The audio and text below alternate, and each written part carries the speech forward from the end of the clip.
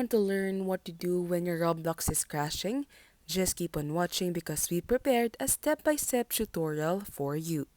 First step, locate Roblox on your laptop or desktop, right-click your mouse and then press Properties.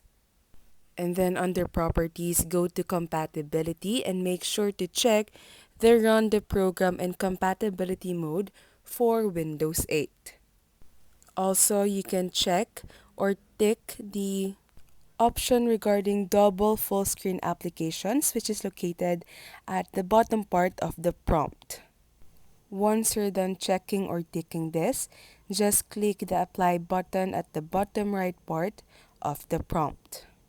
Once you've clicked the apply button, you can proceed with clicking the run compatibility troubleshooter button located at the top part of the screen.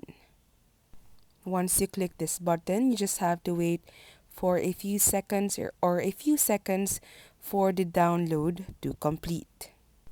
After the loading is done, this prompt will appear wherein first I pressed cancel, but then I redid it again by pressing the troubleshoot button and then pressing the try recommended settings button. Once you press this button, you'll have to wait for a few seconds or a few minutes again.